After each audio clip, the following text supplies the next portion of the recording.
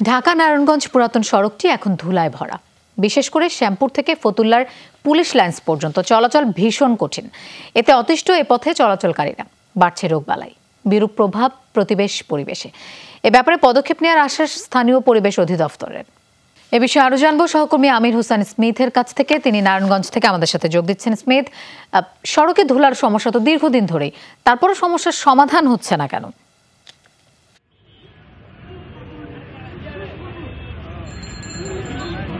লোপা, আপনি ঠিকই বলেছেন যে ঢাকা নারায়ণগঞ্জ পুরাতন যে সড়কটি, সেই সড়কে যে ধুলার যে সমস্যা সেটি দীর্ঘদিনের সমস্যা।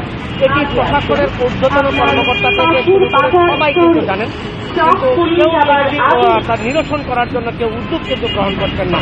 আমি যদি আবার পেছনের সড়কটি একটু ঘুরে দেখাতে চাই, অর্থাৎ এই ঢাকা নারায়ণগঞ্জ লিং রোড দিয়ে প্রতিদিন প্রায় 10,000-এরও বেশি যানবাহন কিন্তু চলাচল করে।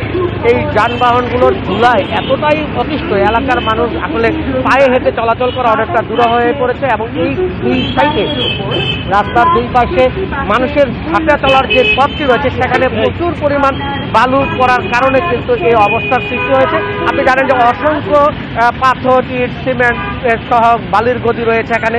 সেখানে খোলা ট্রাকে এগুলো পরিবহন করে। এখানে প্রশাসনের পক্ষ থেকে যেগুলি নজরদারি করা উচিত যে এইগুলো যাতে কোনো অবস্থাতেই খোলা ট্রাকে পরিবহন করা না যায়, এবং এখানকার মালিক সমিতি যারা আছেন, দোকান মালিক সমিতি যারা আছেন এবং শ্রমিক সংগঠনের নেতাদের সাথে যদি বৈঠক করে একটি সুন্দর ব্যবস্থাপনা করা যায়, তাহলে কিন্তু এই মানুষ এখান থেকে কিছুটা লাঘব পেত। এখানকার স্থানীয় লোকজনের সাথে কথা বলেছি, তারা বলেছেন তারা সবাই অসুস্থ। ঠান্ডা, কাশি, জ্বর থেকে শুরু করে নানান ধরনের মাথা ব্যথা সহ বিভিন্ন রোগে তারা আক্রান্ত হচ্ছেন।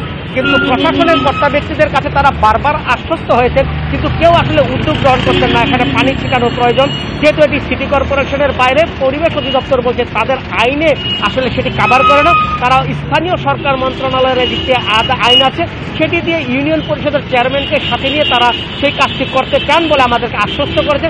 আদৌ তো কতটুকু সম্ভব হবে সেটি আসলে মানুষের আসলে শঙ্কাই রয়ে গেছে।